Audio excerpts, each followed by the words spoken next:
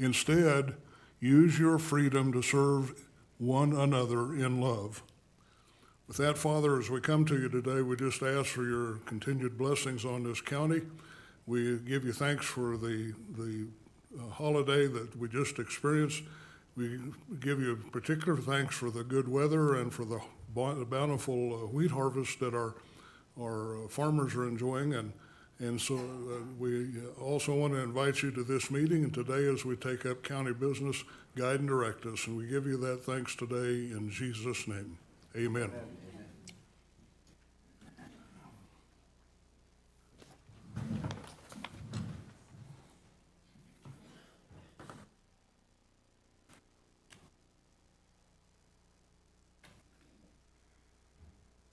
On the agenda is an item for chair comments, and I don't have many, but as usual, I want to welcome you, and we have a number of you here with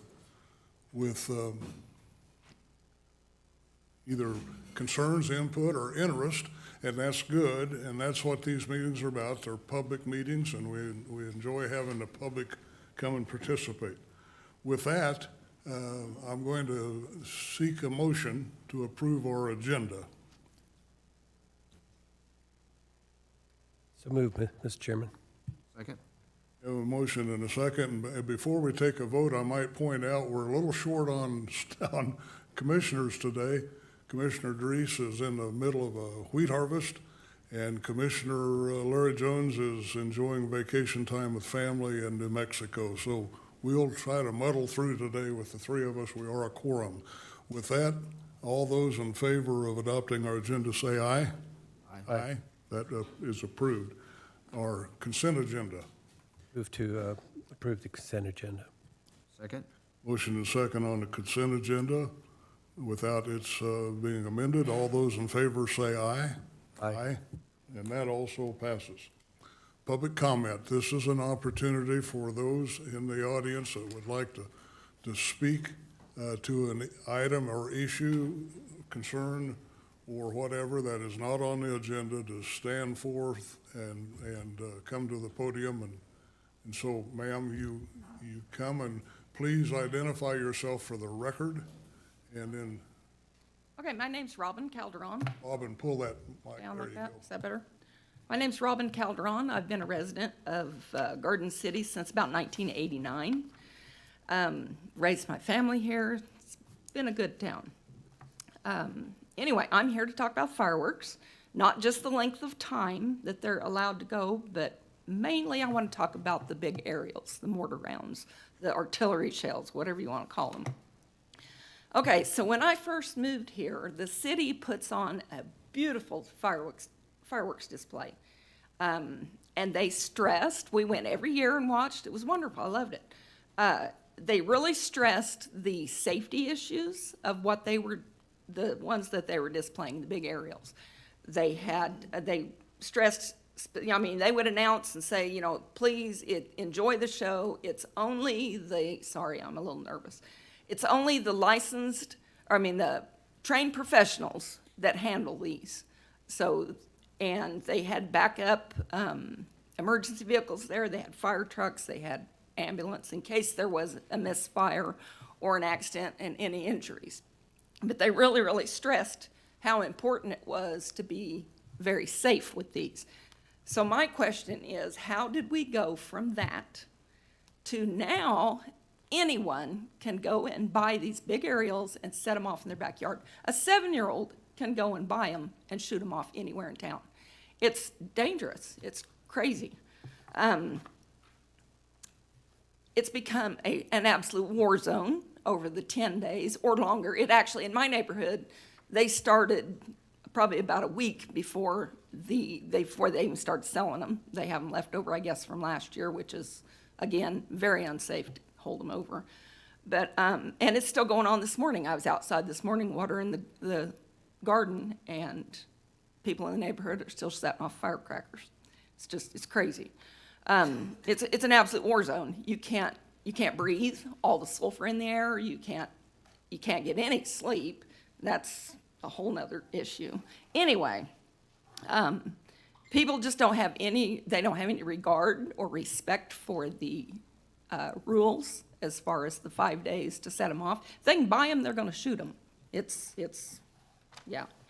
So, so the evening of the 4th, I actually put out 6 fires in my backyard with the garden hose. Our dumpster caught fire, and it was all from the sparks and the embers raining down on us. The dumpster caught fire. The fire department actually responded to that one.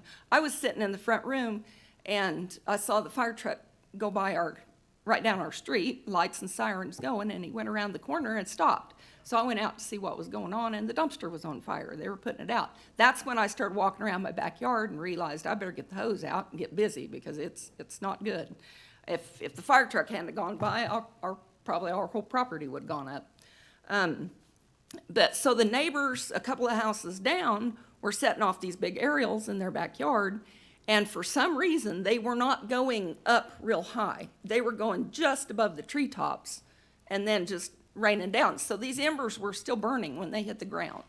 Now, I do not know enough about it. I don't know if they were just setting them on the ground and shooting them off, not putting them down in the pipes like you're supposed to use to make them go higher. I don't know what the issue was. All I know is it was extremely dangerous.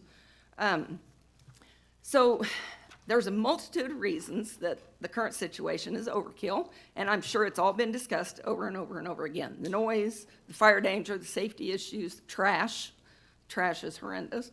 The fact that more pets go missing over this holiday than any other time of year. I've worked for a veterinarian here for about 18 years, and this time of year we see multitude of animals hit by cars. Some survive, some don't. Some are, for instance, we had a dog came in yesterday. It had jumped the fence, and how, I don't know, because this dog was incredibly fat. But somehow he managed to clear the fence in fear, got hit by a car, broke his pelvis. He will heal, he will be okay, but he will have severe arthritis the rest of his life. He'll be on pain drugs the rest of his life. We had another dog last week that, running from the fireworks, got hit, ruptured diaphragm. The owners were willing to spend the money to take him to Manhattan and try and have the surgery to have that repaired. They were looking at probably a good $6,000, $7,000, $8,000 surgery. But unfortunately, the dog didn't survive the night. So, I mean, it's crazy. I have spent the last 2 weeks drawing up tranquilizers for their pets. It's crazy. That's the pets that I'm more concerned about. What about our veterans that have PTSD? I mean, it's got to be a nightmare for them. I have heard that, I don't know if it's true, I've heard that in Liberal, they have a safe house for the veterans that's out of town, away from all the noise. I don't know, but I mean, what a good idea that it would be there if people wanted to use it. Okay, I gave all the commissioners a copy of Wichita's fireworks ordinance, and I think it would be wonderful if you guys would read over that and consider adopting that or something similar for Garden City. Wichita has quite a few rules. They have fireworks are not allowed to shoot any higher than 6 feet or 6 feet out either. They can't shoot off anything that sends out flaming balls. They have a pretty hefty violation, if $250 plus court costs if people are caught violating the ordinance. Adults are responsible for the juveniles for their violations. Property owners are responsible for anything violations on their own property. I mean, to me, it's a lot of good ideas. They do increase the law enforcement during the 4th so that they have plenty of people writing citations. Our public comment generally is limited to 5 minutes, and you've exceeded. Have I? Ooh, I was afraid I would. Rapid. Please look over the thing. It's another idea. Real quick, I had one more idea, and it's in the Wichita things. For people to set off the aerials, they should have to get a license to do that. I had to get a license to repair my back fence. I had to provide a map, with all the buildings and the power lines, everything, to be able to repair my back fence. So I would like to see them have to get a license to set off the aerials. It's an idea. It would be added revenue for the county and the city, so. Your ideas are interesting. I'm gonna suggest to you that some of those can't work, and I'm gonna tell you why. I've been on this commission now, I'm in my 4th term, so a few years. And when I first came on, we also had the Wichita model of nothing over 6 feet. We had folks out in the country setting off that 6-foot fireball, and we had fire after fire after fire. And the state law allows fireworks sales from June 27 through July 5. So we were real reluctant to adopt that. We wanted to shorten things down. To me, the 4th of July is one day, One not day, 10 yeah. days. But Yeah. that's my feeling. But on the other hand, we soon learned, and I'm going to wrap this up, that when we allowed the aerials, the ones that you're concerned about, those that go 200 feet in the air, the number of fires went way down. Not in my backyard. Well, because they tend to burn out in the air. I don't know what was wrong with your neighbors, Yeah. but we can put all of the restrictions on that you're suggesting. There's a thing called the internet. There's a thing called let's drive to the next county and buy them. So it's more of an educational program. But I'm going to tell you this, and I'm going to wrap it up.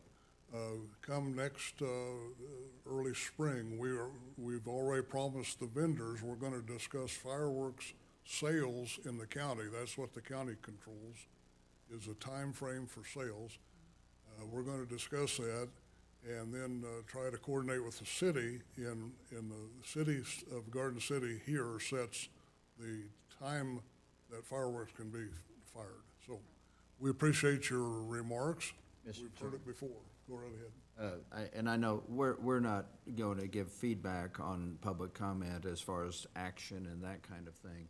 But the one thing I will say to you, Robin, is please keep an eye out for our agenda, because the chairman mentioned in the spring, I have previously asked this commission to take it up yet this fall. Because we need to get this addressed much earlier than Right. we did this past year. So keep an eye out, you and your friends and neighbors, keep an eye out for our agendas, because it may be on an agenda yet this fall. Robin, we learned a long time ago that the folks running the fireworks stand order their inventory like in early March.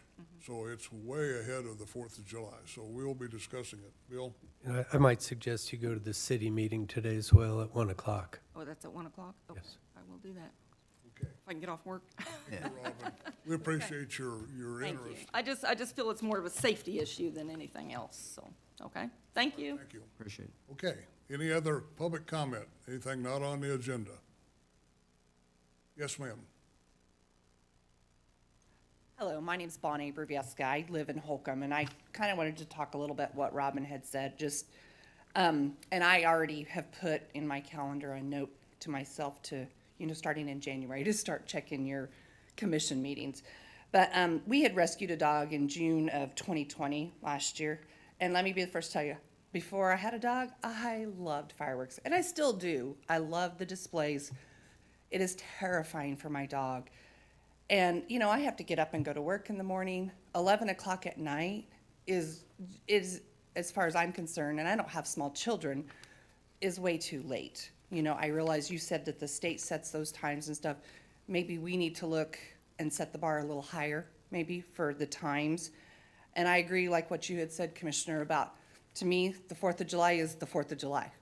Set off all you want on the 4th of July. On the 4th of July, if we want to have it till 11, midnight, regardless of where it falls in the week, that's fine. It's terrifying for my pet.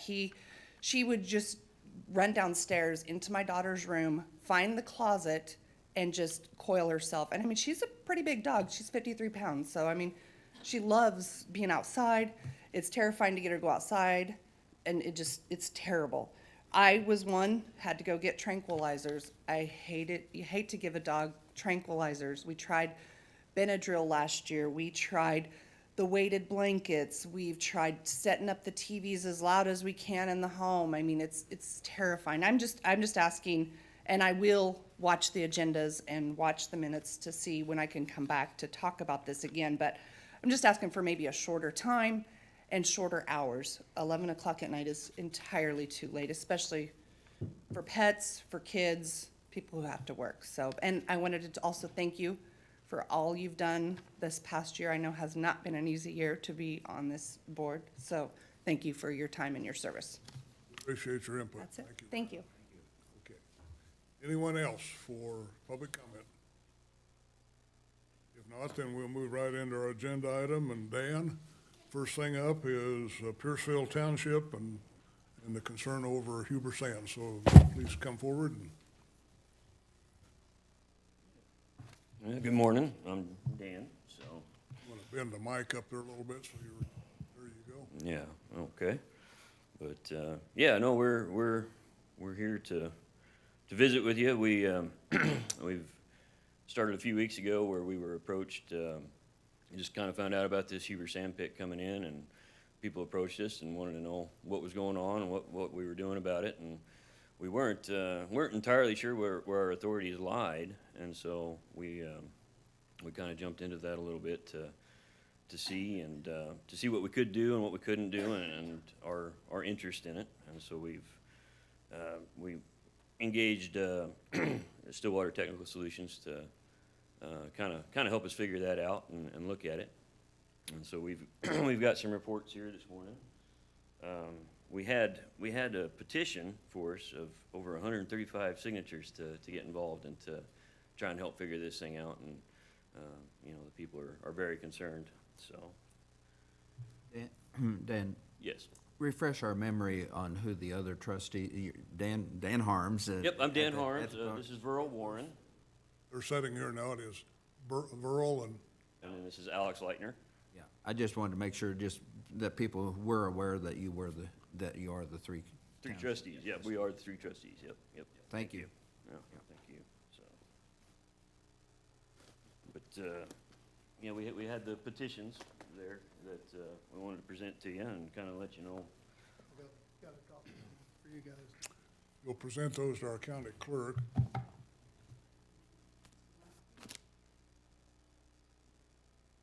Thank you.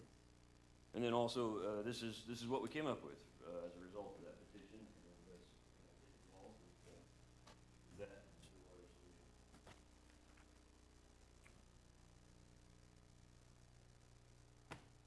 So they want to put this gravel pit in there, and then they want to access the main street of the township there, or of the Pierceville, and that's one of our biggest concerns as trustees is we do not want to see that. We don't want that road to be used. We don't think that's an appropriate purpose, and we think there needs to be alternate access of some kind for that.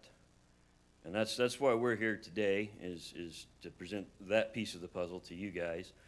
We feel like that's something that will probably fall on you, is granting access to that Pierceville Road out of Pierceville with the new zoning. And Dan, we enjoy the company of our county counselor, and I'm going to call on her in just a minute, but what I understand our authority is as a county is we can establish certain zoning and whatnot, and the land that Huber's bought was zoned agricultural use. One of the conditional uses permitted on agriculture is mining, but they have to go through the Zoning Board of Appeals to get a conditional use, and that's in the process now. So our authority over that land, once it's zoned and they're meeting the purpose or the intent of the zoning, is the county commission's authority is pretty limited. So, right. Linda, help me out here a little bit with the legal. We're about done about all we can do, which is listen, and that's about it, right? I think that that's accurate. There are a couple other issues, of course. I think with Dan mentioned access to Pierceville Road that maybe need to be looked at, but as far, you're exactly right. It's zoned agricultural. They went through the proper channels as far as getting the waiver through the Board of Zoning Appeals. So, okay, I didn't mean to interrupt you, so, Well, no, you're fine, and that's our understanding too, is that as far as the zoning goes, that's with the zoning appeals or the committee of zoning.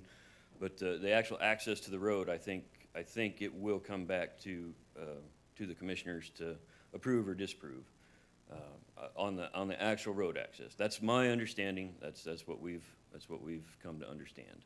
are we talking about the Pierceville Road? The Pierceville Road, going straight through the, Again, is a public road and open to the public, and, you know, we've had thoughts, what could we do if pressed? Example, it was suggested that we forbid trucks from using the Pierceville Road in the limits that are defined as Pierceville. That would be an impossible dilemma, because how do the feedlots or the dairy to the south of you get truck service? So that's not a popular way to fix a problem. So we're kind of struggling what we can do, and we don't see a lot, so. okay. Well, and that's another thing that we wanted to visit about is maybe forming some kind of committee here to where we can get together, somebody from the commissioners, township trustees, maybe a resident or two from Pierceville and Hubert Sand to get together and talk about these issues and work out A couple of us at least have attended the zoning board of appeals, along with about a big share of the population of Pierceville. And I sat in that meeting and heard one of the hearing board officers say, can we make this maybe closer to a win-win? Can we get the two sides together and have some negotiation and see if there's another route, another way to take the truck traffic and so on? And I don't believe that's happened yet, but I would hope that it will soon, before the next zoning board of appeals meeting, and see if there's a solution that can be agreed upon.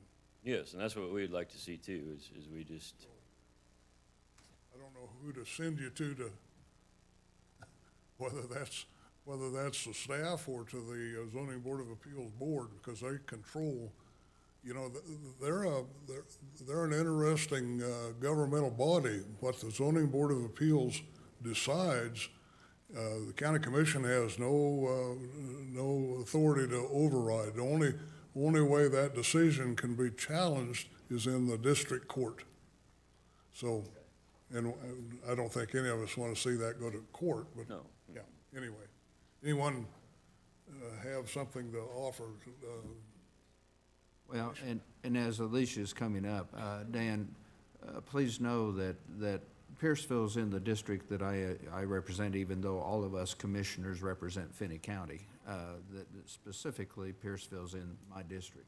And as I've said to Jen and others, I'm more than willing to be involved in any discussions, you know, that might take place. So count me as the representative of this group whenever a meeting is called, you know, with the township, with staff, with, you know, whoever. Let me know, and unless schedule doesn't permit, I'll be there. Okay, yeah, appreciate that, yeah. Go ahead, Alicia. Morning. I would recommend, I didn't bring any business cards with me, but I can give you my contact info if you want to get with me on some stuff. We do have the next meeting on the 21st. That's the Board of Zoning Appeals. They did table the item.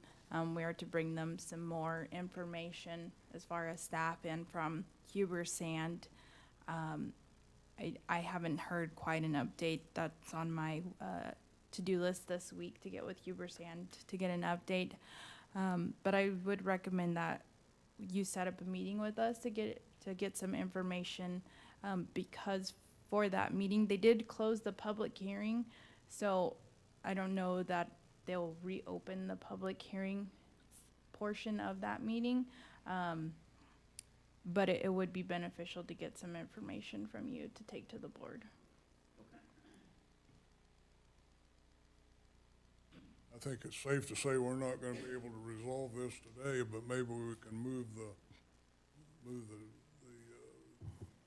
solution closer, so. Mr. Chairman, I would be interested in what I consider an executive summary of this handout that Dan has provided us, whether Dan wants to give that or he wants to call somebody else up to the podium to give us that executive summary in a few minutes. I would appreciate that because there's been quite a bit of work that's gone into that handout, and what the trustees of the township hope to gain from that study. So Dan may want to come up and start that discussion just briefly. Well, yeah, I'll say a few things and then we'll have So, Jimmy Carlson. yeah, we need to have you at the microphone, Dan, just because we're live. Sure, yes. Yeah, I'll go into a couple things. The reason that we're here first is because you were the first meeting, and so we wanted to get here to bring this to you and get this out there and let you guys see what's going on. And so that's why we're here, and we intend to work with the zoning commission and kind of go through this stuff with them and some of the setbacks and whatnot. But for all the technical questions and whatnot, Jim Carlson, he did all the research here and put all this together for us, and so I'll hand it to him to come up here and answer any technical questions that you might have, so.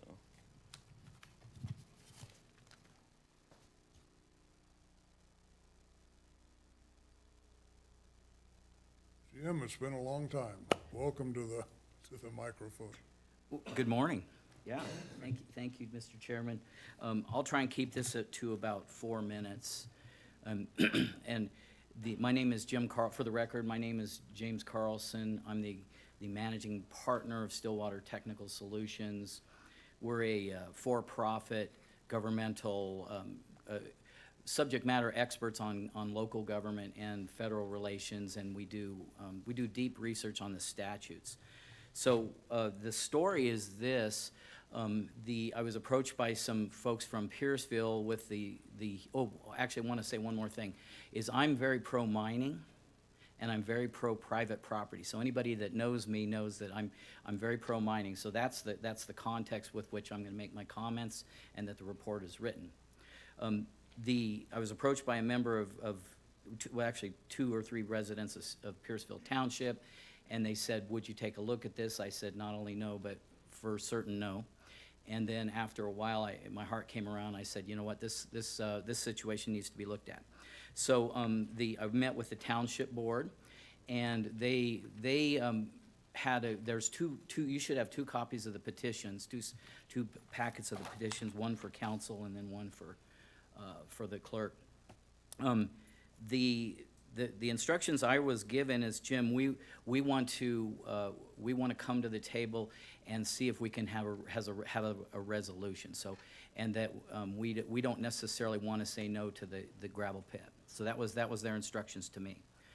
And so what we did is we asked the question, and I have experience already with township authorities in Kansas. We had some issues come up in Logan County with regard to ferrets, and then in Ford County recently with a property owner that wouldn't control their prairie dogs. So had some research there. So what we did is we looked in and we asked the question, what is the authority of the township trustees?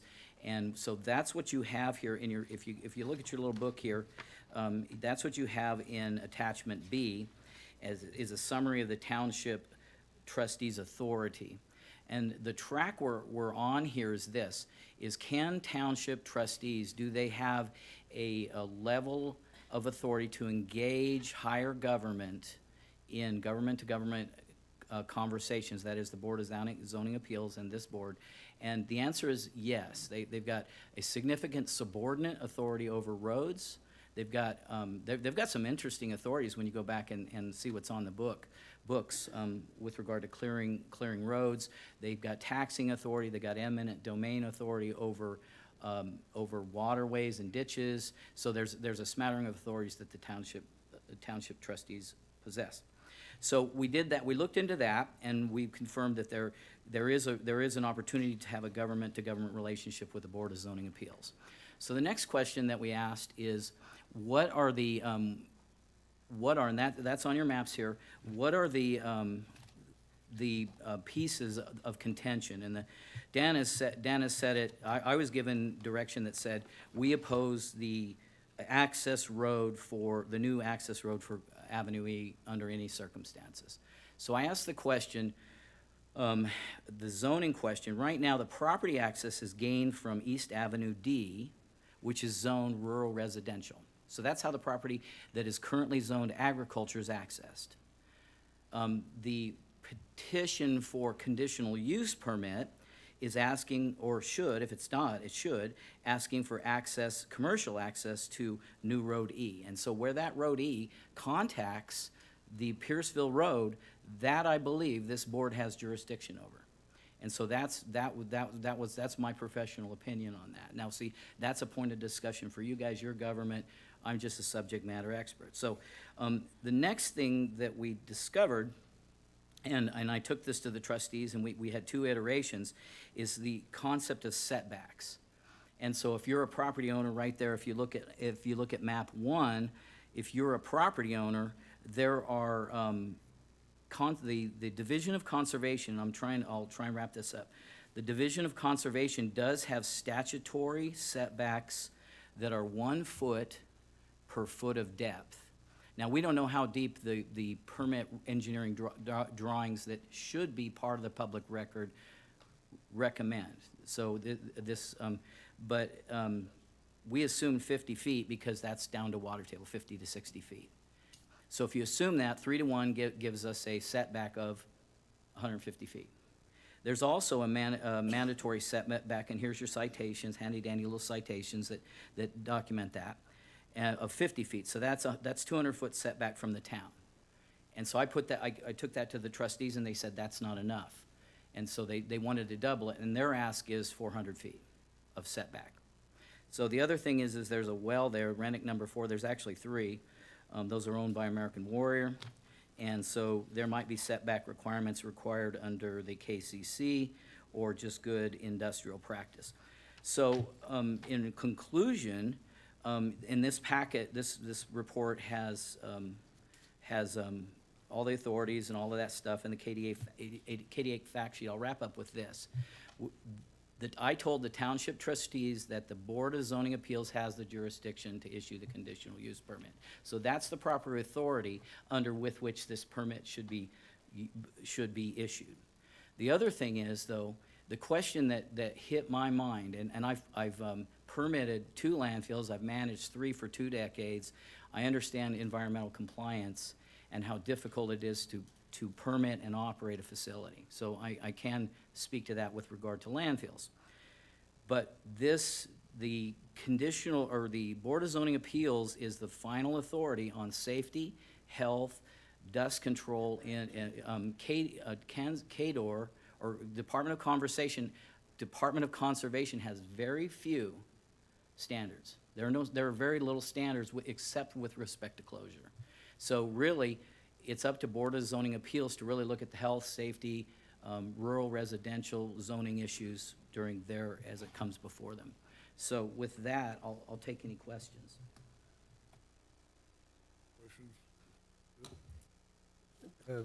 Thanks for your explanation, Mr. Carlson. This may not be a question for you, but do you know where the access in Gray County currently is? Is it directly out to Highway 50, or is it on one of your maps, or maybe Dan knows? We did not look at Gray County because that's not the subject of the conditional use permit or the jurisdictional authorities we were looking at. Okay, thank you. Anything else, Bill? No, I thank everybody for being here today and providing the information, and I know we have one of the board members here, I didn't see either of the others, that he's listening and hearing this information from this perspective as well, so. I also gave him a copy of the report. I appreciate And I have one that. for the planning department, and then I have one if there's representatives of the applicant, I've got one for them as well, so. But I appreciate all the participation, I really do. Okay. And Dan, as I said, let me know when that meeting's taking place, and unless I'm not available, I'll be there. Bill, I do have a question for Dan. Mr. Cost, thank you. Thank you, Jim. I don't want to negotiate this here, and it's not the proper venue, but I'm wondering if, is the access road, that's a line in the sand for you, or if you could get the 400-foot setback, would you not oppose the access road? We don't want the main street of Pierceville to be used. That's kind of the line in the sand, is we do not want that road to be used. And I understand, maybe you do as well, there's already Gray County access to this mining operation. Is I'm that not true? familiar, I don't know. There must be something, yes.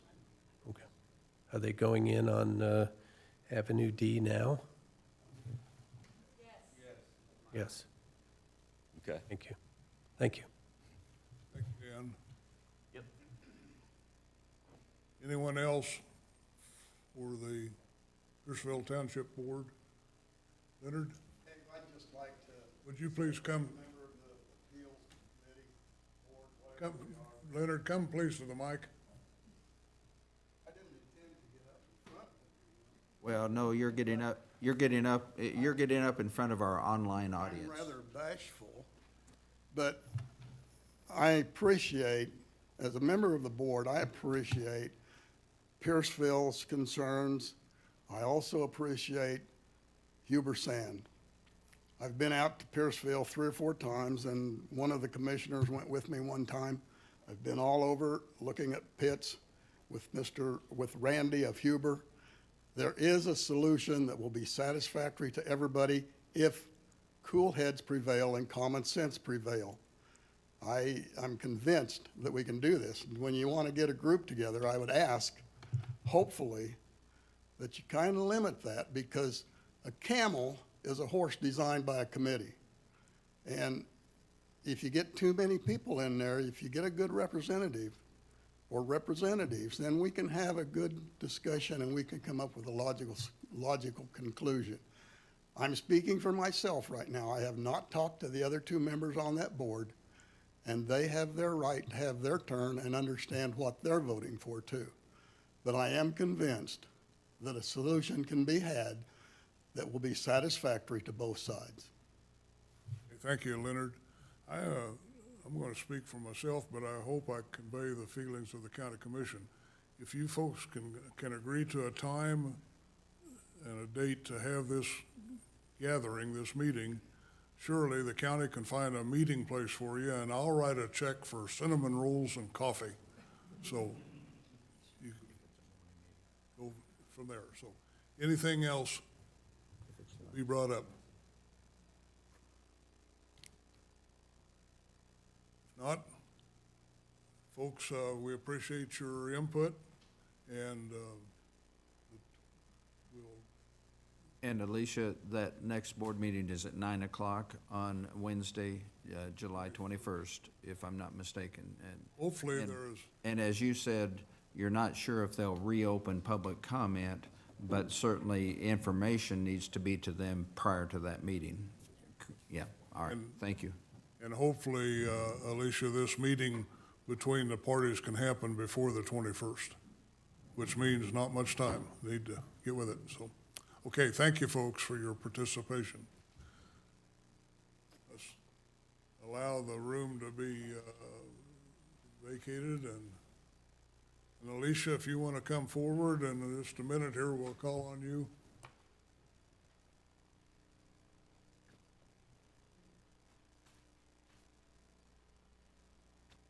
And, Okay. Mr. Chairman, as they're leaving, Dan, I want to thank you trustees, and I should have said this when the people were in the room, but we have trouble finding trustees and clerks and things for townships when we get to election time.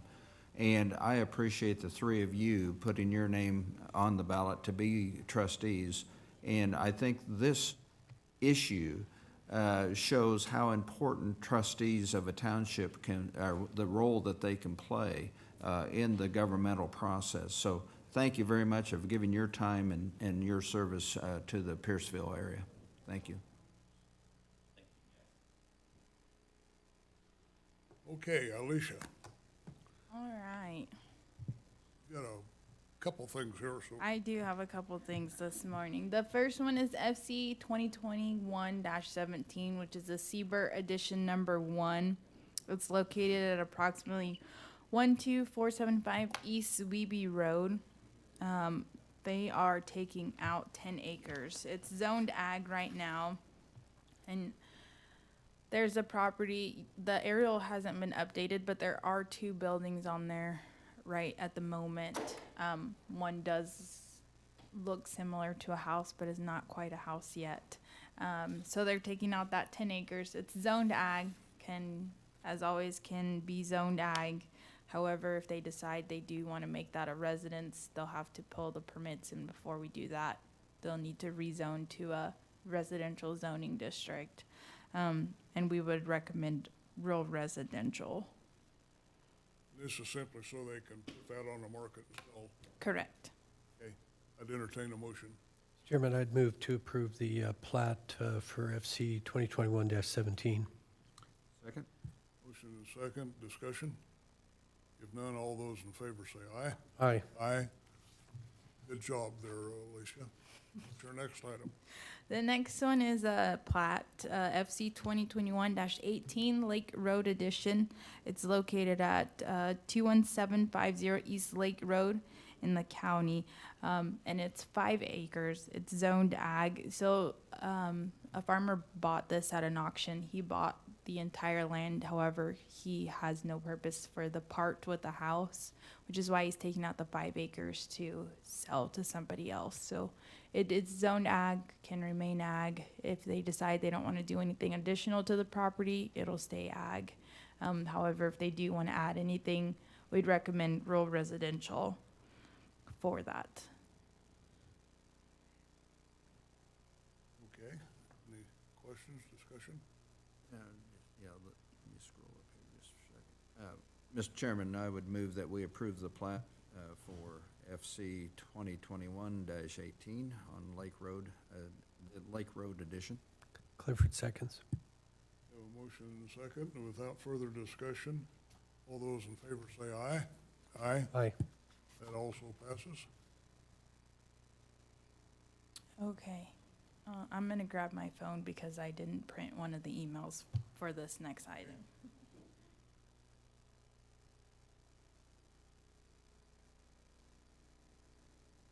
All right. We are here to discuss the county survey reviewer. As you guys requested, you wanted to see this back in about 6 months on how the status was going with Dave Matthews. He's located in Wichita. Kevin Knoll is the deputy county survey reviewer, so when Dave's not available or he's out of town, Kevin does review plats for him, and he's willing to meet people halfway or however to get those signed. I contacted some of the surveyors, and it seems to still be a 50-50 split on it's going good and it's not quite going good, with Dave not being here locally. Dave's plan is he'd like to continue being our county survey reviewer till the end of the year. His license does expire at the end of the year, and he will decide whether he wants to renew that and continue, or if he wants to go into full retirement. I did get an email this weekend from Ben. I don't know if you guys, okay, I was like, I think you guys received the same email to express that he would be interested in, if that's something you guys want to look at now or in the future. Okay, we've got a couple surveyors in the audience at least. You guys want to address the issue?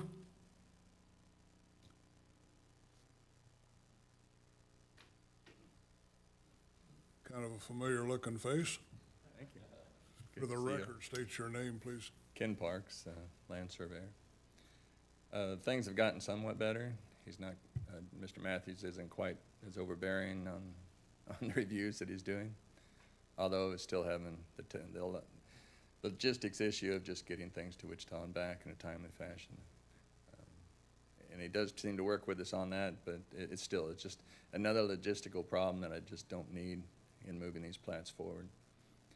And my last comment would be just to inform you a little bit about what happens on a day-to-day basis between us, a viewer and me. The last email I got from Dave was on the 29th, telling me that he was going to be gone from the 30th through the 7th. That's a one-day notice. And in that email, he says, for small plats, go ahead and send them to me. I'll review them on my phone. I'm not sure how you do a good review on a phone. And he said for larger plats, send them to Kevin. So those are just the little issues that we run into all the time. And just another logistical problem that we have enough to deal with dealing with Alicia and all her group. So this is just one more thing, one more headache on top of it. And it does raise costs. I've had to do overnight sending them to him and back. That's $70. It's just the client's gonna have to pay for it, plus our time. So I would encourage, Ben's a county surveyor in Ford County, and he's very accessible to us, and that would be my recommendation. Unless you want to go the other route of, you still do have the option, if I haven't said it lately, to opt out or allow anybody to do reviews. So, Do away with the county survey reviewer position and, yes, sir. Which other counties have done. okay, go on, go ahead. Thank you, Mr. Chairman. Ken, I'm interested in your thought with regard to the fact, and it's referenced in this, in the informational piece that we received, the fact that Dave is no longer has his own survey firm is the way I understand it. So he can be, from that perspective, be unbiased. True. If we are to retain a surveyor reviewer position, how important is that unbiased approach versus someone, and this is not speaking against anyone who owns a firm, I get that, but we're all people, we're all human beings. How important is that aspect of what Dave is doing today? That can be a problem, but normally is not, whether they are a competitor or not a competitor. Generally, you like to see it not be, but it's not that big a deal. As land surveyors, we have a code of ethics that we have to live up to and can be reported if we don't. So if you start acting like your competitor when you're doing a review, to the point where it's quite obvious, you can be turned into the Board of Technical Professions and as an ethics violation. Yep. So I understand your point, and it can be a problem, but normally it doesn't occur. Thank you. Ken, Sir? before you leave, we've partially covered this. I want to clarify it. With your recommendation, you're recommending somebody who is an active surveyor, are you not? Yes. And so when they do a survey, then who reviews their survey? You will need a backup reviewer. I'm sorry? You will need a backup reviewer or an additional reviewer. I guess what I'm saying, that's one of the advantages I see with Dave Matthews. He's not surveying anymore, so he's not in that conflict situation, so. But his backup reviewer is. Right. And then your recommendation also is somebody who does not live in the county, so you still have the transport the document to be reviewed. So Right. all of these potential fixes have some little problems with them, so. And I'm sure we'll find that in anything we do. But All right, thank you, Ken. Do you want to address the situation?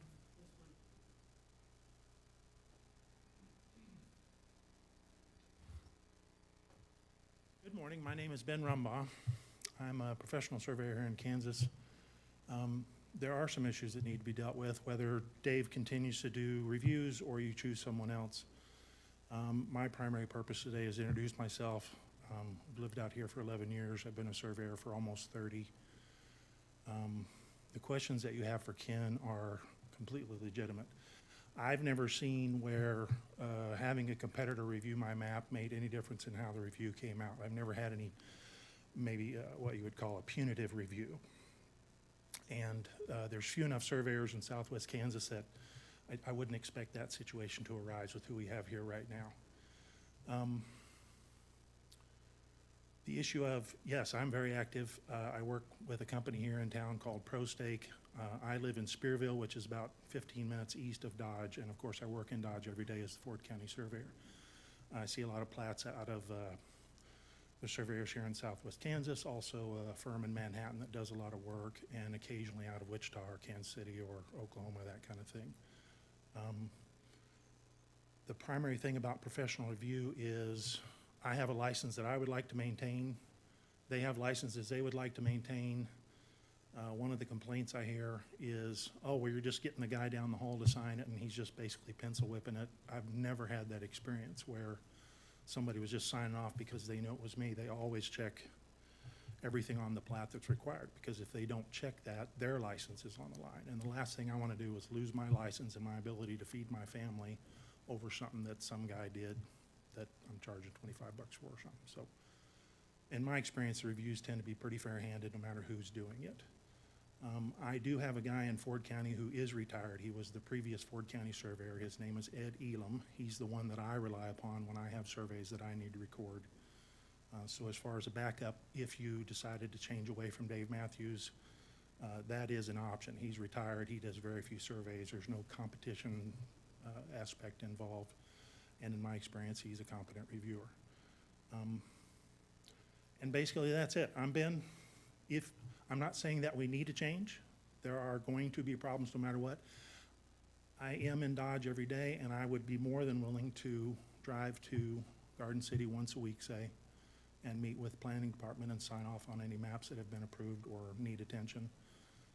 And also on a short-term basis if it was outside our regular time and we had some kind of emergency. I have the leisure to leave and come over and take care of stuff. So I'm not saying, hey, you need to hire me. I'm just saying, if you want to change the direction, I am available. Okay, thank you. Mr. Chairman. So you've been a surveyor for 30 years. You've been the Ford County surveyor for 11? For 4.5. For 4.5. I've lived in the area for 11. Okay. I just wanted to clarify because I didn't see that in the email we received. No, and I tried to limit the details. I had hoped to be here, and I thought, well, if we have questions, we can talk about there. And emails are very hard to understand. You don't get the tone of voice, you don't get personality, and a lot of time I'm in your camp on face-to-face. face-to-face is way better. Bill?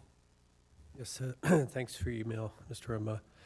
Short of these signature block issues and texts being, stylistically in the wrong place, according to the reviewer, when are true errors found on review?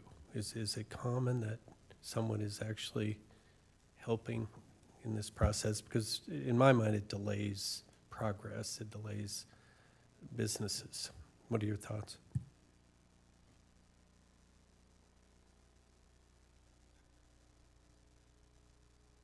One of the problems that I have as a professional surveyor is I spent 10 years learning my profession and studying very hard in order to get my first license. And the state has a board of engineers and architects and surveyors that put together a set of behaviors that they want to see in professionals. And the license exam and the award of a license says, okay, I've met that standard. I know what I'm talking about. I have enough experience to make good judgments. I'm familiar with the law. I'm familiar with the history. And now I've got to have somebody else look over my work like I'm a sixth grader turning in a worksheet. I don't think that makes me look like a professional to have somebody peer review every single piece of work that I want to record at the Register of Deeds. On the other hand, everybody's human. I make mistakes where I've got a list of 25 things that need to be on the map and I forgot to put a base of bearing. The reviewer catches that. Or I put something on the plat that I think is totally clear because I've been dealing with it for 2 months, and the other surveyor says, you know, this is a little bit ambiguous, how about if we clean this up? Sometimes those kind of things happen, but mostly it's, hey, you put Dwayne instead of Dave in the signature block, or you put 2020 instead of 2021, or, hey, you need to put more description on this monument. It's little details that normally in an office of, 20 people, you would have 2 or 3 other people look at your map and catch those kind of things before they get shipped out. Now in Southwest Kansas, we're all pretty much sole proprietors. We don't have helpers. It's a kind of a toss-up between, Dave is a really good surveyor and has been for a long time. He catches everything. So I see the use of it. On the other hand, I feel like, why in the world, I have to tell my client, well, it's gonna be 2 weeks because I have to get this reviewed. And they're like, well, why did I hire you if you've gotta have somebody else check your work, type of thing, so. It's, it does happen. It's very rare. Usually it's the little stuff. That's it? Mr. Chairman, that triggers another question, because I hear what you're saying about the sixth grader analogy and professional. I get that. But also another set of eyes may catch one of those number 24 out of 25 or something of that nature as well. So am I correct in my observation that the reviewer piece is not so much the issue, it's the timing of the reviews and getting it back and holding up a business, from progressing with their project, or is it the looking over your shoulder thing that's the bigger issue? There's nothing I can do about the looking over your shoulder thing. It's one of those things where every surveyor thinks that he's the king of his little domain, and you can't tell him anything because, by golly, I've got a license, it's my judgment, not yours. And that's just the thing that the surveyors out east feel like they need to protect themselves from each other, so we get stuck with it, even though there's only 5 of us out here. And now I've forgotten the other. Well, is it shortening the time frame? Oh, that's the other part of it. No. Worst case scenario is Gray County. Gray County has Kirkham Michael as their engineer and also their surveyor, and they don't have a surveyor in Kansas. I have to send my stuff to Omaha now. And then he reviews it and sends it back. So it's always been a 2-week turnaround for Gray County. So if I'm doing a boundary in town that is a 4-hour job, now I've got to add 2 weeks to that to get it back and forth to Omaha. That doesn't happen here. Dave is very responsive, except, yeah, he's been gone for the last 10 days, so I've got 3 maps he needs to look at, and I got to wait till tomorrow to send them to him. Right. So we are remote. Dodge City and Liberal and Garden City are all remote. It's just the way it is. When Dave was in town, it was a lot more convenient because I could call him and say, hey, I need you to get down there and sign that stuff. It's been waiting for 3 days. He's like, okay, I'll go down this afternoon. And that's not an option anymore. And that's frustrating. And frankly, I feel abandoned. Dave built his whole career here and did an excellent job, and now he's sold the business and moved away. It sounds to me like he's divested himself of Finney County and surrounding area, and maybe part of it is an emotional reaction in me of, dang it, guy, if you're gonna be involved, be involved. And he's not. He's, for far as I can tell, he's retired. Yeah. It still works. We've gotta do what we've gotta do to get stuff done. Yeah, appreciate that. Yeah, thank you. We appreciate your input. My pleasure. Thanks for having me here. Before we leave the topic, I'm going to call on 2 folks in the room, Trent and Alicia. Is there an issue with what's going on with our present system that needs to be changed? As Ken mentioned, you do have the authority to opt out of a county survey reviewer. However, staff would not recommend that, as we don't have anybody in our department who is capable of reviewing what Dave Matthews reviews.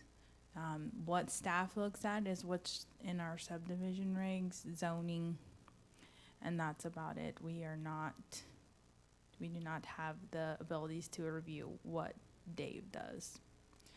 And as far as the turnaround, I don't know how it is for the surveyors. However, if they have a plat that has to go before both governing bodies, they are looking at a timeline for that, whether it's a month or month and a half. We try and work with surveyors. We do have deadlines that we would like them to meet, and we'll take things later if it's an emergency. However, it takes us time, you know, with us being short-staffed, to review plats and get those sent out for the county and city. So either way, there's gonna be some time on those plats. Thank you, Alicia. Do you have anything that you'd like to offer for our consideration? Trent? Pardon? Yeah, Trent. Great answer anyway. You've been here a while. Have you seen any problems with our present system? I haven't. I've heard, just a couple discussions here and there. I haven't been here long enough to see any main pain points. Doesn't mean that there aren't any. It doesn't mean that there's not, ways or abilities to improve things. I just can't speak to a history of, what Ken may have experienced over his, professional career here as far as time submittals turnaround. Alicia is right on some things. We have time delays anyway, just based on when meetings are set to go on. I imagine there's been some times in the past that Ken's had where even though the meeting schedule is set for a certain date, he's still time prohibited because of the turnaround time, so. Well, a little bit of history. We 6 months ago took action to name Dave Matthews survey reviewer and said we'd look at that again in July. It is now July. Before he was named, he brought to our attention a concern he had on whatever document the survey reviewer is required to fill out. There were like 3 or 4, if you will, questions, but it didn't go far enough to answer all of the ethics questions. And so he asked the county commission, when we wrote the, if you will, the rules, the resolution, that we put in these 2 or 3 extra things that I hear some concern from surveyors about. We put that in at Dave's request, so he didn't have to report anybody to the surveyor ethics people if they complied with that. That all said, what I'm hearing leads me I'm just speaking for myself to say, if it's working, why change it? And I realize that there's some concern or some question about when his licensing is going to expire in 6 months. My personal position is name Dave again for that 6-month period, and then if he renews, I wouldn't mind seeing that go for a year. So, but that's not a motion, that's my position. So how do you other folks feel about it? I'm ready to abandon the reviewer position entirely, or as a middle ground, go to the suggestion of Mr. Rumbaugh, at least geographically locate this closer. We may need to have all of our commission present to Just do away with move this, but yeah, I'm on the other extreme. I think we're dealing with professionals who know what they're doing, and I think the oversights are minimal and have very little impact on the county. Before we adopt that though, Bill, I'm going to ask Alicia, isn't there some institutions that require the survey review?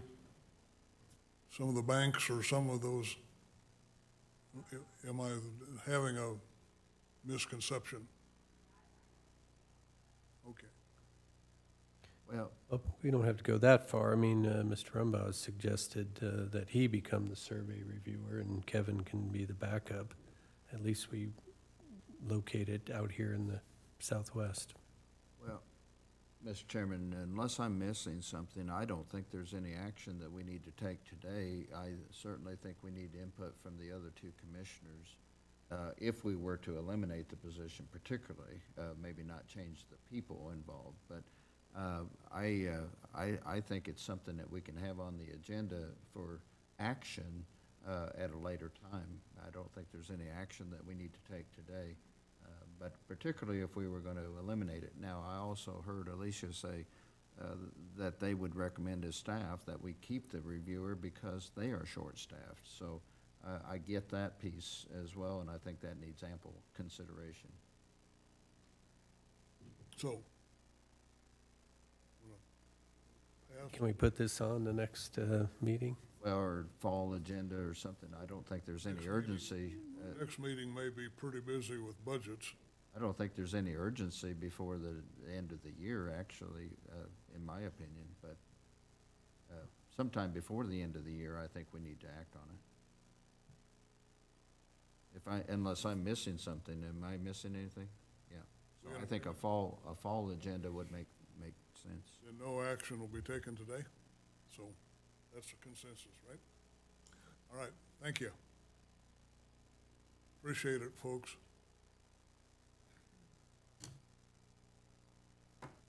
Next up on our agenda, Country Acres update with our county council.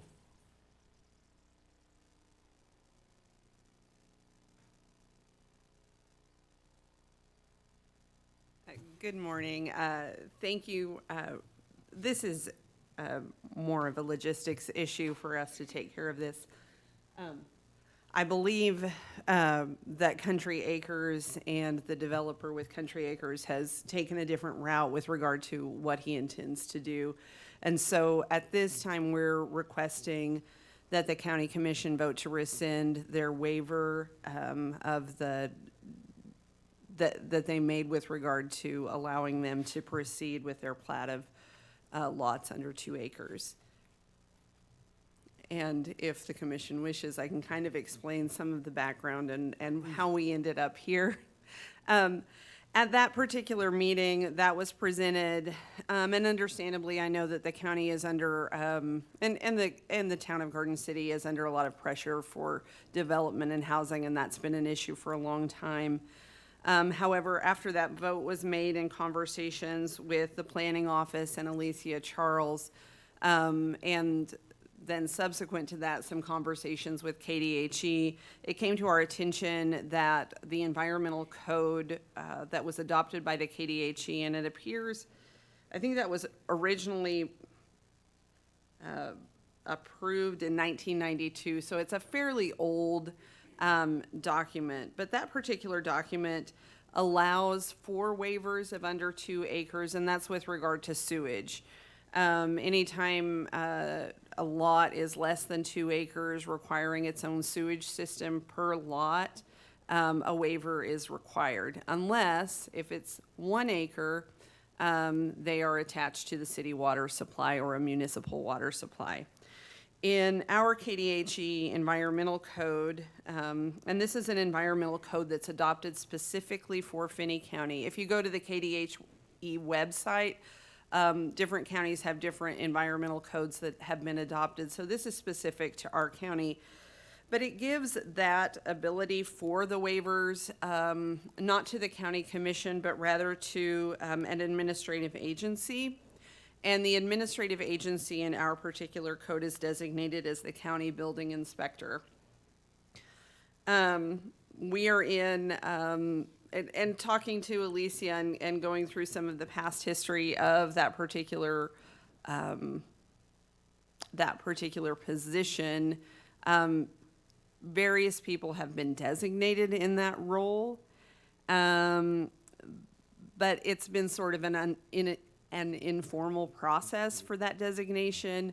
Most recently, Mr. Ellerman, our county engineer, was operating in that role as our building inspector. At this point, because we don't have a county engineer, we don't actually have anyone designated in that role that's able to administer that waiver. In talking to the planning office, it's my understanding that they don't have anyone on their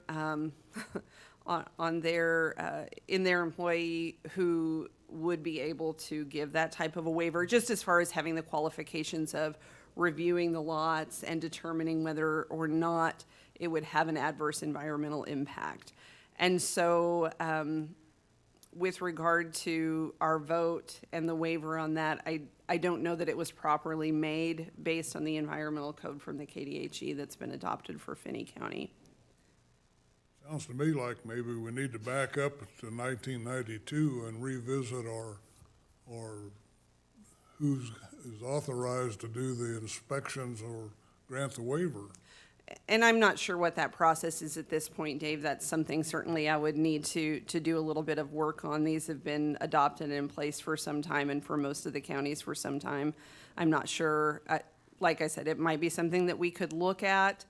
At the same time, just from a recommendation standpoint, I think it is really important that we get input from persons who are fully qualified to look at the environmental impacts. And I think that's why in our particular code, they made that designation. I think from my perspective at this point, our concern needs to be who should be doing that at this point. In talking to Alicia and the history, it sounds like prior to the county engineer doing that there was a committee at the planning office that did that. That committee was disbanded, and then Ellerman took over that role. Prior to that committee, it's my understanding that it might have been Years back, there was a county sanitarium. right, that it was the county sanitarium, and that's probably information that I got from you, who was acting in that role. It really, I don't think it's super important that the person is designated from this position or that position, but I do think it's very important for the commission to consider putting someone in that role who has the ability to assess the impacts on the environment for making those kinds of deviations from what's set forth in the environmental code. One quick question for you. If we today would, and this is my hypothetical, we rescind our action, those people cannot build anything until somebody takes action. I think my understanding, and I wasn't there, but my understanding is that they had changed course anyway, and they may be hooking up to a municipal water source, and because of that, they don't need the waiver. Well, Is that we've got correct? a waving hand back there Okay. that was the fellow that happened to design that. Ken, And the owner has confirmed that. you have the microphone. I thought I was speaking for the owner, but they still are trying to decide which of three options they're going to do. Well, the owner explained to me that they were looking at the connection to city water. Correct, until I showed him the cost of that. Well, They are still looking at three options, one being this one also. The 1 acre, 1.7, and the 2 acre. So if your action today is based on them changing their mind and going with water supply, I would say we would really rather we table this for now. well, I think our action today is based on the fact we didn't have the authority to do this. That's fine, but to make the statement that they are going with the water supply is not a correct statement this time. All right, thanks, Ken. So, we can rescind it Okay. and then revisit this And- matter. And this is this is going to be an ongoing issue for the commission that I think we need to start thinking about is who would be qualified to put into this role, because I know it does put the developer in quite a bind to not be able to have someone in place to give such a waiver. And so I think that's just something we need to, keep on our radar and consider in the future. Mr. Chairman, I do believe and I had visited with Linda previously because we had some other questions about this subdivision, and came to the awareness that we did improperly grant the waiver. Therefore, I would move today that we rescind the waiver for the subdivision regulations that we adopted on May 17th, and that's my motion. Second. Have a motion and a second. And before we vote, are we doing the correct thing in your opinion there, Mr. County Administrator? Yes, sir. And Lana was involved in this. Is it gonna all work out if we rescind that, Lana? Yeah, I think we have some other options in play too that I need to visit with Ken about. Well, that's a vote of confidence right there. Okay. All those in favor of the motion say aye. Aye. That is rescinded. Thank you, Linda. All right, moving right along. It's not quite break time yet, Larry.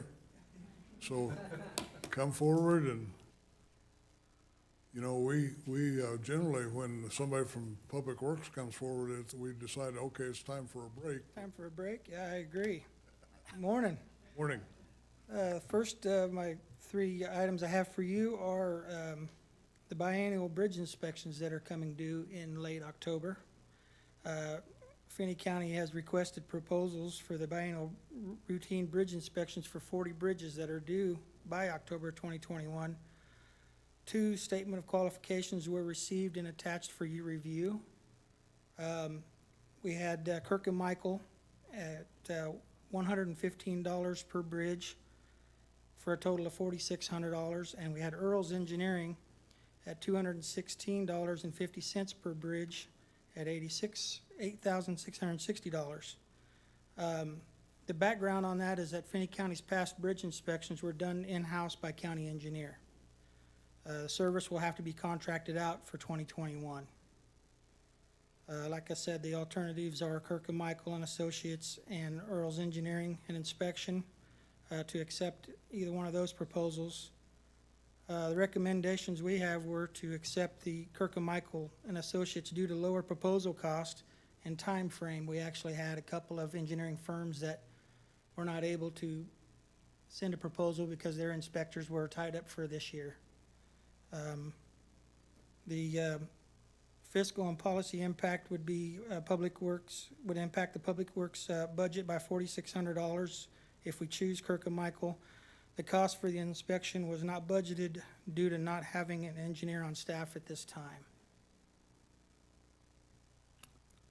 So, Chairman, I move to accept the Kirk and Michael bid of $4,600. I would second that. you're pretty persuasive. I'll call for the motion to be voted on. All those in favor say aye. Aye. Good job there, Larry. Thank you. The second item I have is an update on Sunset Terrace subdivision. The update for the board is on the basic traffic study from Darren George Engineering on Towns Road. The little background is Sunset Terrace is the new development north of Towns Riverview. The total number of proposed units is 110 single-family dwellings, with the first phase being proposed at 55 homes. A traffic impact study was performed to determine the impact of Towns Road and Allen Drive. Based upon the analysis completed, there were no additional improvements needed to the above-mentioned roads, so we're ready to move on as far as that portion of the subdivision. The other update I had is on the SD3 lift station upgrades to fix existing problems and future expansion. SMH Engineering has reviewed the plans and pump curve tests. Additionally, a sewer analysis, the District 3 to determine the ability to take on the first phase of 55 homes into the sewer district. The pump station that would accommodate the 55 homes currently is experiencing difficulties in maintaining the impact of existing homes. If we have a power outage or a storm event, they can't keep up. So we have solicited the expertise of SMH Engineering to perform an analysis and provide recommendations for improvements to the pump stations. A preliminary report is also attached. They have gotten back with us fairly quickly and have made recommendations on bigger pumps, larger gallons per minute, total dynamic head, and so a few other recommendations. They're still finalizing exactly what we need and even going to help us on the type of pumps or the brands of pumps that we could make this switch change over easily and not have to make a lot of changes to our lift stations. I also asked them to check on the force mains. The 6-inch force main that is leaving, the lift stations are adequate. They said they would be fine even for the additional homes. So we were okay there.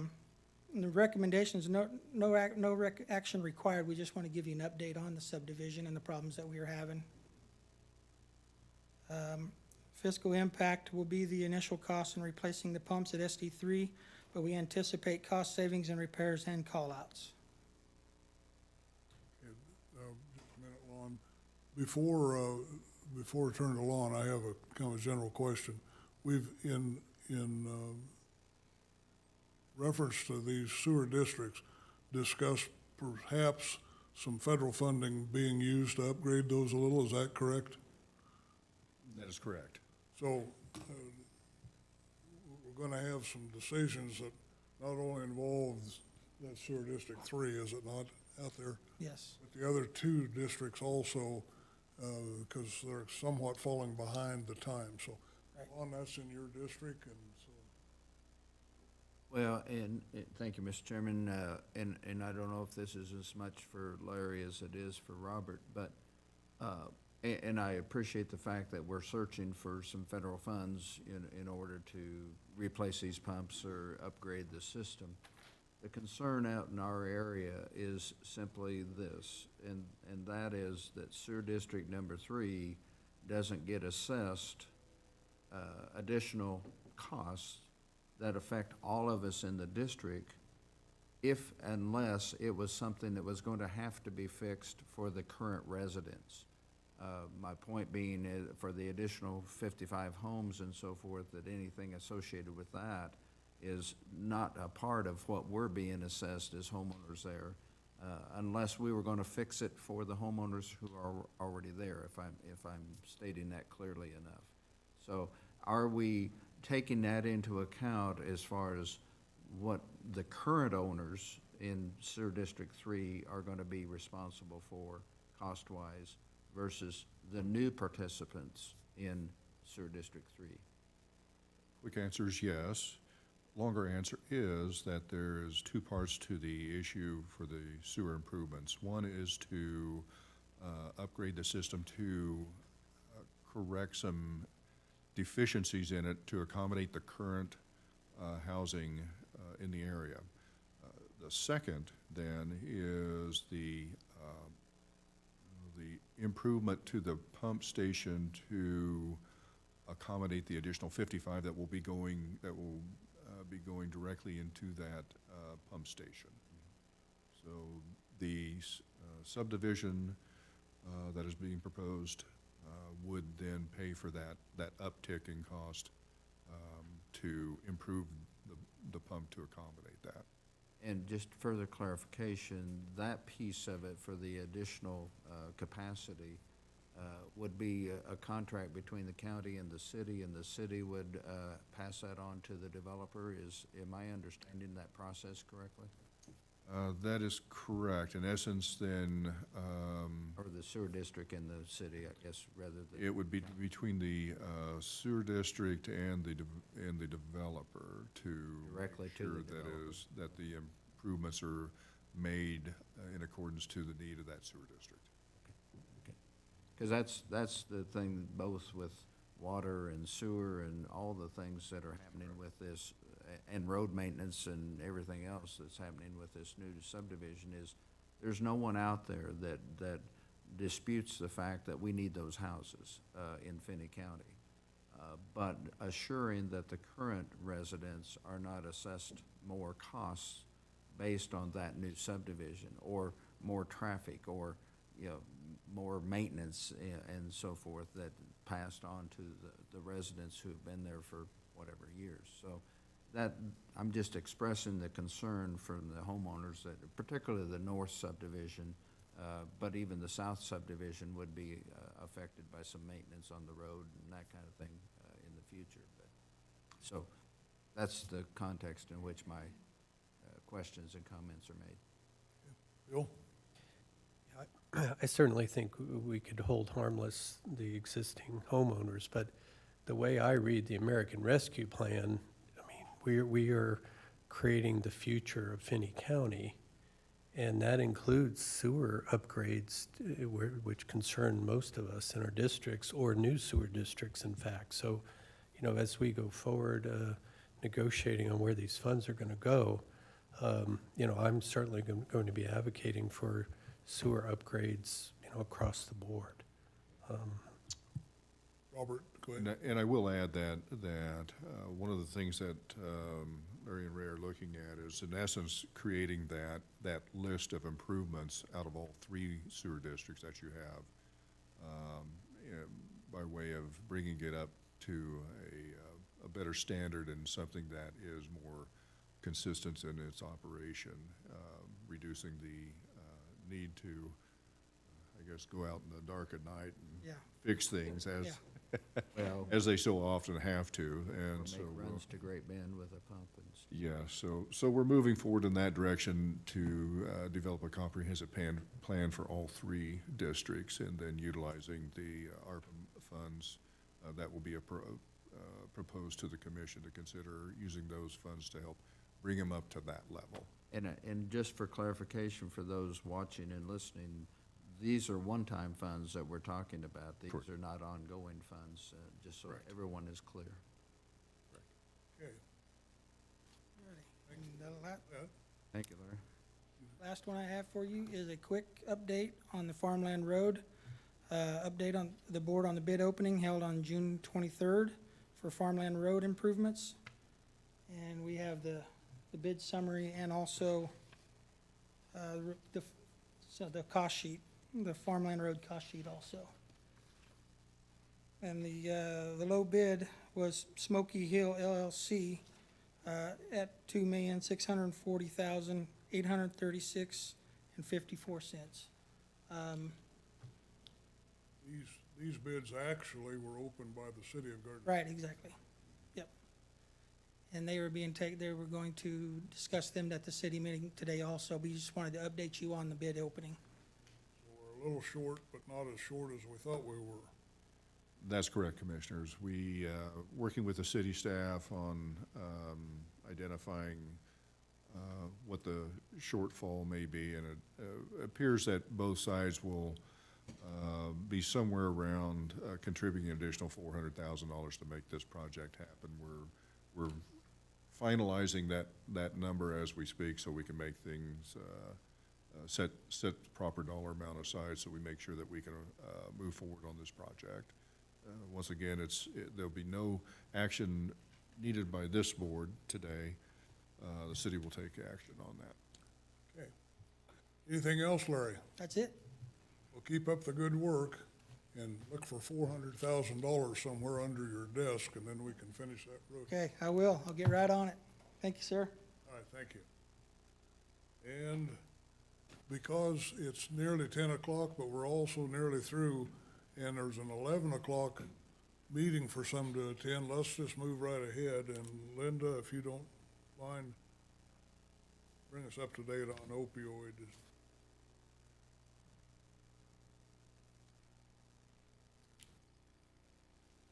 Thank you. As the board's aware, we're involved in the ongoing opioid legislation. We're one of the harmed parties in that action. The law firm that represents us has requested that we take a vote on, I want to make sure I get the right phrase that they're using. A yes vote on their confirmed proposed plan, and that's with regard to Purdue filing bankruptcy. We just need to respond in the Purdue bankruptcy to keep us in line as a creditor, basically. I think previously this was affected by Mallincourt, was the previous pharmaceutical company that's filed for bankruptcy. Now Purdue has filed for bankruptcy. They are just requesting that we give them permission, them being the law firm of Bettram and Graff, to. We had not done that formally? Formally? I don't believe so, no. Okay, so we need a motion in the record, right? Yes. All right. I'm entertaining a motion. Oh, thank you. Let me help you out.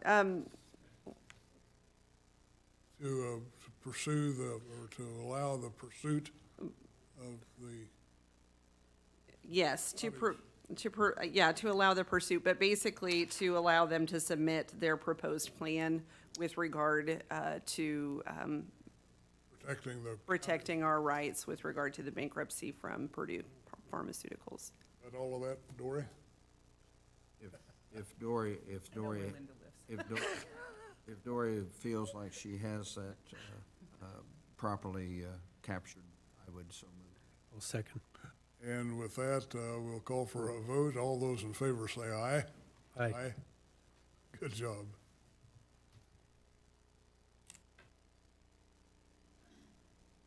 Let's look here real quick. Board Governors, do we have anything that needs to come up today? Well, I think as much as anything is the Senate Bill 13, and it's my understanding Robert was going to discuss that a little bit in his report, but I think that's the most pressing governance thing, in my opinion. Coming up here shortly. So we'll start off with County Council. She outranks you. County Councilor's report. You don't have any report? Would you write quick draft a report so you, all right, thanks, Linda. Go right ahead, Robert. All right. Well, as Commissioner Pishney pointed out, is that we'll briefly review Senate Bill 13. This is a document that Dory had been working on and tracking and tried to set up a little bit of a PowerPoint on it. Has to do with your budgeting process for this year. And when we get it pulled up there, we can begin that process. Next week, next Monday, the 19th, 2 weeks from yesterday. On the 19th, we'll be reviewing your county budget. There's a couple of things that we need to be going through on, in relationship to the Senate bill as far as timelines. And we'll continue to go through that process. It'll be similar to what we did last year as far as the review of the county budget. We'll bring in some of the larger departments to provide a little bit more insight in some of the details of their budget and so forth. Are we looking to do that at a special meeting on the 12th or not until the 19th? We may do it on the 19th. We may do it on the 19th. We can look at some other things potentially if we need to. Depends on how much we can get done this week with a short week to meet on the 12th. I don't know about the others. I will not be available on the 12th. Okay. I've got other commitments previously. We may plan a little bit longer session then on the 19th, if that's the case. Dory, is this document on? Yeah, I don't have it to put up on the screen. Apologize. Okay. But everybody has a copy of it at their desk. Okay. Do you want to go ahead and briefly go through this? I know that you've been tracking it. You and I both have sat through some various presentations on this with some highlighting the revenue neutral process and the importance of trying to move forward, utilizing that process this year particularly. Yeah, so the first page there just really talks about what's in Senate Bill 13. Just that it repeals the tax lids and establishes notice and hearing requirements related to your budget. The next page is a timeline, and that's kind of what we're working with right now. We've made it through June 15th. I've certified values to all of the entities, taxing entities, and provided them with their revenue neutral rate. So that is, they can't really go over that as they. May we ask you a question as you go through? You certainly can. Back, I'm going to give you a hypothetical. We exceed the limits where we're going to have a hearing, and we have that hearing, and we listen to everybody. Nowhere do I read that it says we cannot adopt that budget that's bigger than. All we're doing is allowing the folks to hear and protest, and we still move right on with our Yes. budget. Yes, so The thing is, when you schedule your hearing, so Robert, by July 20th, will have to report to me as the county clerk what that proposed mill levy rate will be and whether or not you intend to exceed that rate. Even if you were planning not to exceed your revenue neutral rate, there is some risk in not doing so. Because if your valuation changes and lowers between June and November, you're not going to realize the revenue, because when you do not have that hearing and do not adopt that resolution, that effectively caps you. Now, I could allow you to go over in November and set your levy higher, but you would owe refunds to every single taxpayer. So I'm not gonna let you do that, because that's a lot of work on me. So I'm capping that if you do not hold Yeah, this thing has got some wrinkles in it to work out. and really, you can do your hearings on the same day. So you will be able to have your revenue neutral rate hearing, adopt and sign your resolution, and then hold your normal budget hearing. And then all of that has to be done and certified to my office by October 1st. I didn't mean to interrupt you, but I wanted to. That's okay. That's okay. It kind of pushes the timelines out a little bit. Now, this year, I won't do any notifications this year, but if I were, I would be working on those between July 20th and August 10th, because I've got to have those notices out to everybody at least 10 days prior to hearings, and hearings can start as early as August 20th. So the timeline's a little extended this year, but that's because going forward, starting next year, there will be notices that will have to be prepared and sent out to every taxpayer. So that July 20th date is very important for all of the taxing entities to meet. And the last page of that presentation there just kind of gives you a draft of what those notifications might look like. So it'll look very similar to the tax statements that we send out. However, it would list each of the taxing entities, their revenue neutral rate, and what their proposed rate is for the new year. And then it would include their hearing date and time. So that's why July 20th is an important date for me to have all that information, because it will go into these notices that will go out to taxpayers. So, and this is just a draft from our vendor. This is, maybe not be what it looks like at the end, but it's probably pretty close.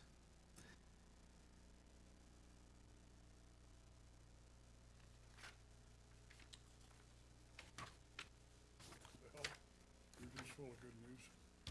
Full of good news. Any questions of Dory? Well, Mr. Chairman, not a question, but first of all, I appreciate how diligent staff has been with regard to attending some of the webinars and following what's happening with Senate Bill 13. But as I referenced in a previous meeting when we had our Kansas County Commission Association meeting at Liberal a month ago or whenever that was most of the conversation. And the point that Dory made just a minute ago is we don't need to make this more complicated than it already is. And by having the hearing of both the revenue neutral rate and our budget on the same day makes a lot of sense. And we can have multiple hearings if some of the other entities want to, be there that same day as well, is the way it was explained to us at that meeting. So there can be some consolidations, there can be, and particularly this year versus what's going to be implemented in 2022. But, and you absolutely are correct. Once we've heard the comments, negative and positive, we take our action. Okay. Bill, anything else? Well, I don't think I misunderstand this, but I mean, the revenue neutral rate really sets the floor for all future budgets. I mean, and so can we appeal your determination of the revenue neutral rate? So on actually, July 20th? The R&R is just a calculation based on the tax and prior year revenues, or valuation. And so you can't appeal it. What you can do is, whatever that rate is, you can choose to target that to stay level, or you could go over that. Either way, I would suggest holding that hearing and adopting that resolution just to protect the county's ability to bring in those tax dollars, should your valuation go down. And that's, There's really nothing to appeal. I mean, if you don't hold that hearing, then your rate will be capped. If I don't cap it, then you have to turn around and write checks to all those taxpayers. That could be a 37-cent check, or it could be a $37 check, depending on the rate.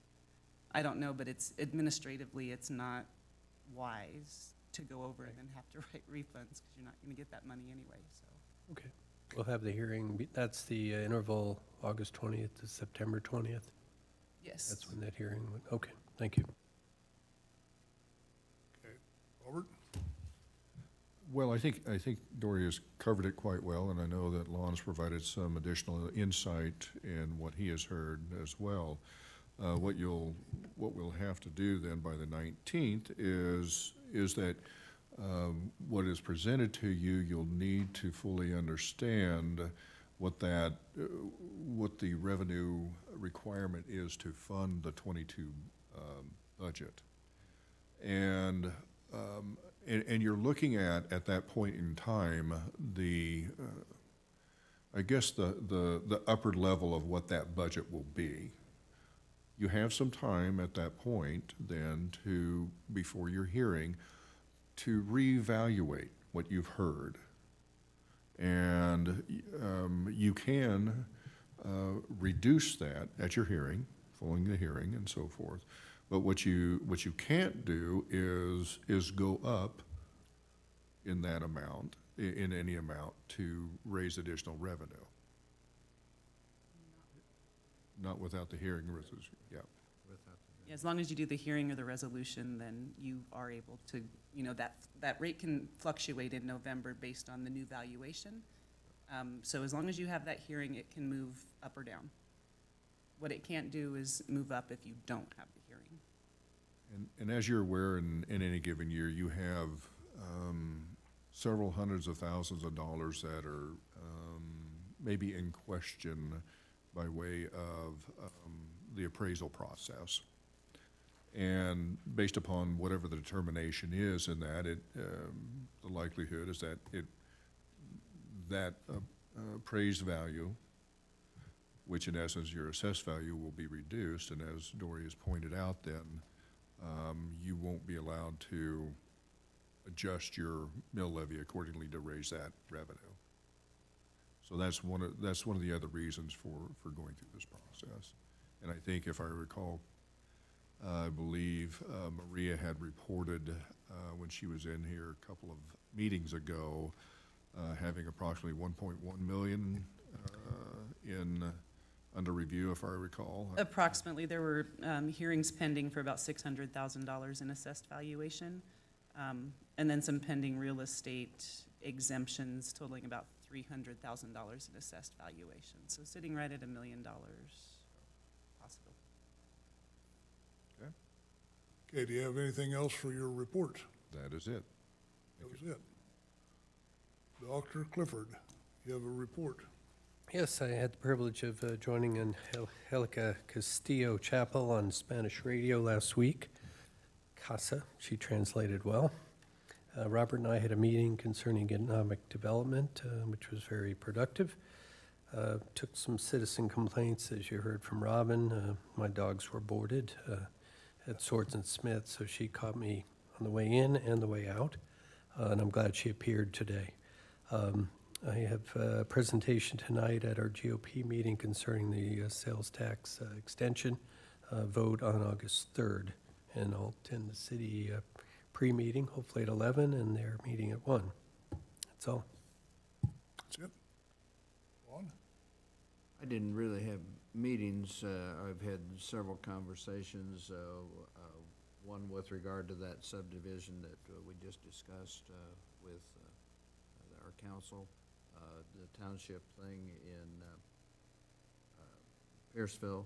And then there was also a township question that was posed to me by a couple of people with regard to the city evidently is redoing its fire contracts with townships, and there was concern about not all of the townships being invited to a meeting and so forth and so on. But evidently there's something going on with regard to the city fire and townships. The contract that was provided to me was dated 1995, so I assume that they're updating, and I don't know what the new contract looks like, but townships have posed questions about that. I do have some insight on that. Yeah, I called over and spoke with Ms. Cunningham, Assistant City Manager, and she said that this was a project that was initiated by prior Chief Beatty. At this time, they're not adjusting any contracts. She wasn't sure what exactly the goal of those was, but they are reviewing them. But at this time, there's nothing in the works to change those contracts or the rates that they're charged for fire protection. Anything else, Lon? No. Before I give my report, I have a couple, 3 questions kind of for everybody here. I received an email, Robert, that I forwarded to you from the Kansas Department of Corrections regarding a financial audit of things down at the juvenile detention facility. Is that well underway? Because it named me to, and I don't like being named in an audit. Is somebody down there taking care of that? Yes, I'll double check with Beth on that, but yeah, she'll be the lead on that. All right. Yeah. If not, take my name off the list and put Bill Clifford's on. Will do. Then the 25th Judicial Nominating Committee, we've already pointed out, need to get it on our agenda. And we also, County Council lady, we need to dissolve the Northwest Developmental District some of these days. When do we need to do that? Lana, that needs to be pretty quick, does it not? So.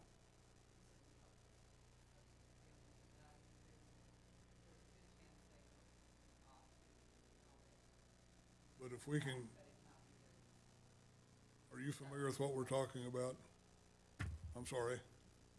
There was this developmental district that has boundaries, and those boundaries need to be erased so that that development can cover a whole quarter section rather than 42 acres or whatever. Is that kind of close to? Yeah, it's an industrial district.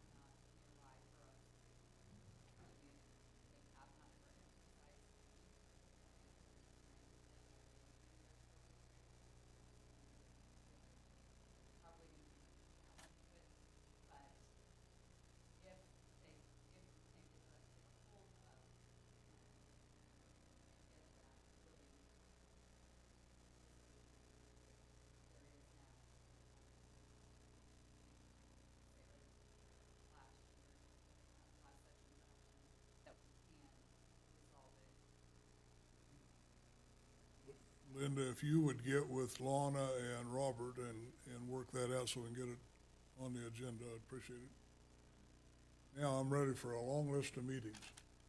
Met with the economic development folks over some potential development.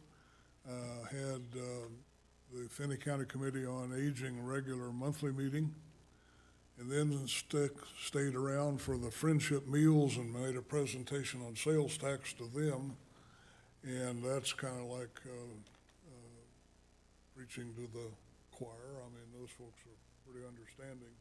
Then the next day had Rotary and let me backtrack. Friendship meals, Manny Ortiz and I covered that. Manny for the city, I for the county, and then the next day Rotary and Deb Euler and I covered that for the sales tax. Then we had a little issue on we're going to have a ribbon cutting today at 3 o'clock at the Nazarene Church for a new daycare center, but had a little issue involving the fire marshal's office.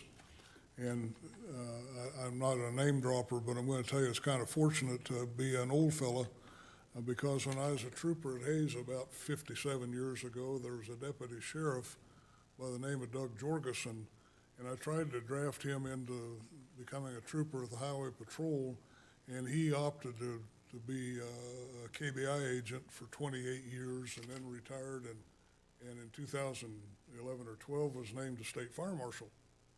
And so our issue involved a lack of communications, and I happened to have a phone number, so I called Doug and reminded him of the old times, and he said that'll be solved before the day's over or no later than in the morning. I got a call, it was solved, and so, but they did announce, the pastor announced Sunday at church that their opening, which was scheduled for July the 12th, is now moved to August the 2nd because they had some little details to clear up. So we're on a course to see it open.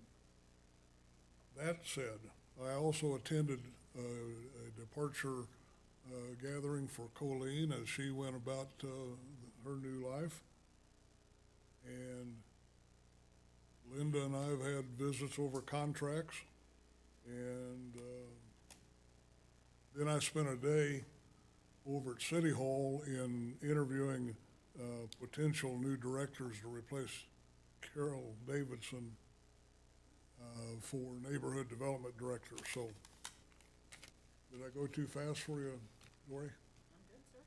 All right, I'll quit right there. Anything else to be considered before we call it to a close?